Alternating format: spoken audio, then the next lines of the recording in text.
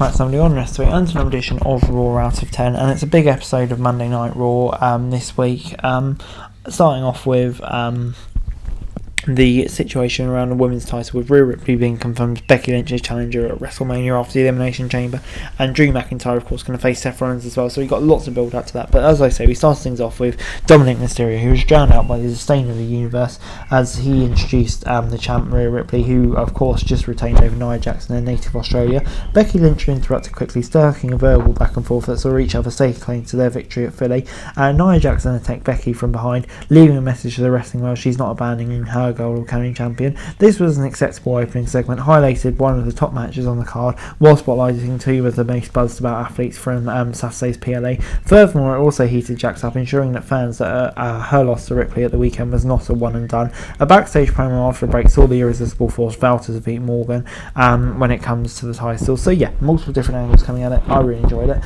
Sami Zayn coming next, taking on Shinsuke Nakamura, and Zayn was desperate to tide the momentum back in his favour with a potentially broken rib and the attack of the game, Shinsuke Nakamura. Zayn repeatedly clutched after the ribs after attempting to injure them early on the floor. It slowed him down but did not extinguish the fire, which raged late as he launched himself across the ring with a lever kick to the back of the artist's head, and then added another for the victory. This was another step in the right direction for Zayn. He may well find himself in a match of significance come Mania. Given the history of Drew McIntyre and his desire to win the championship, it's not the question he could be involved in that picture too. So yeah, I thought this was really good. Get 7 out of 10 from me, builds momentum for Zayn, and yeah, just on whole, a really fun match, like I say. So yeah, good stuff. Raquel Rodriguez then took on Chelsea Green. Chelsea Green was seeking revenge for being eliminated a week ago in the last chance battle royal, but Raquel Rodriguez had other plans. The former women's champ dominated the match and drowned Green with the Tiger Bomb for an emphatic win. This was a nice showcase for Rodriguez until Triple H and her creative team do more to give her a character traits and a story fans can invest in. Until then, she's going to be a star with a potential that may go unrecognised to its fullest because of a lack of connection with the audience. This is not a stretch to say Green is a better spot than Rodriguez because of her character work, but yeah, gets the 5 out of me. Unfortunately, just didn't really click. Before the IC champion Gunther took to the squared circle along with Kaiser and Vinci to address his future opponents. He broke the unwritten rule of wrestling by claiming there was no one else to challenge him, only for the Judgment Day to prove him wrong. Not just any member, but it was Dominic Mysterio who stepped up to the ring general. Damian Priest was held back by his teammates when Gunther stood tall, raising the IC title overhead as if to taunt his new rivals. This was unexpected to see the least.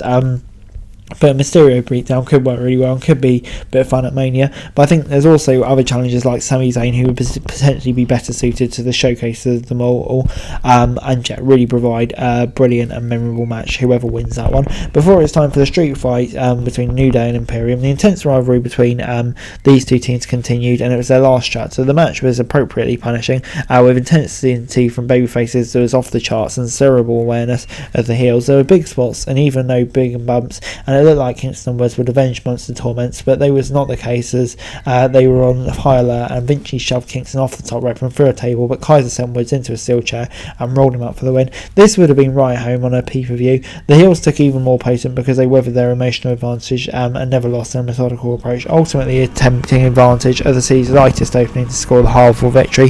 So yeah, this was really fun and a great win for Imperium, only build their momentum up before it's time for Indy Hartwell and Candice LeRae taking on Shayna Baszler and Zoe Stark. Stark and Baszler took another step towards challenging the Women's Tag Team Championship by defeating Indy Hartwell and Candice LeRae in what amounted to a little more than an extended squash. The bout wasn't really competitive, with the heels' victory never really in doubt. However, there's been a little way in the way of character development, so the crowd is yet to kind of see a reason why they should care about these, except for the fact they're both physically imposing. So yeah, unfortunately this gets a 6 out of 10 from me. It made them look strong, but at the moment there's just not a lot more to build on them, to be honest.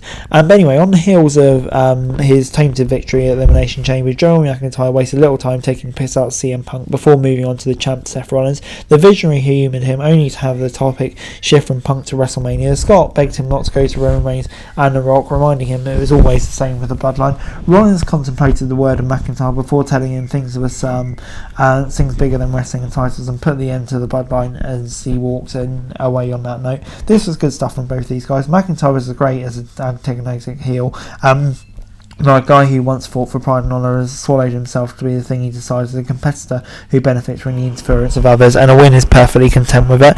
Rollins as an Avenger is seeking the biggest threat in WWE, works it well with him as a face. Probably could be a bit more serious, but I think his character still works. Before moving on to Liv Morgan versus Nia Jax, they both sort of bounced back following a disappointing night in Perth, Australia, as they squared off in one-on-one action. Jax looked like the unstoppable force she has been since her return. Morgan stayed in the match, doing just enough to avoid the one move that would end her night. As the action spilled to the floor, Becky Lynch came out of nowhere to attack Jax. The match was solid if unspectacular, but it showcased two women who want to figure in the title picture, even if championship card is not on the match and is not on the cards at WrestleMania. The idea that Morgan is angry at Lynch, who has the right to match with Rhea Ripley, is an interesting development, one that WWE should explore as one of the stories Triple H loves. So gets 6 out of 10 from me. I thought it was really solid. It'll be interesting to see where both of these characters go.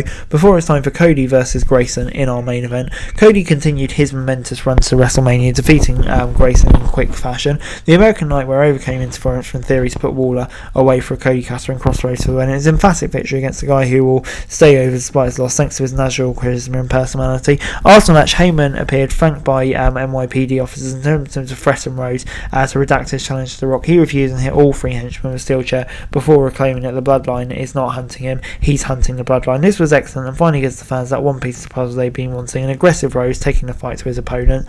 I thought it was built too well on the Elimination Chamber card, a bit weird to pay-per-view building towards the TV show, but it was, and then the Rock stuff afterwards leaves so many questions, and Cody showing that side of him too. So good stuff. And overall this week gets 6 out of 10 from me. I think it's a lot of episodes with big developments on this show.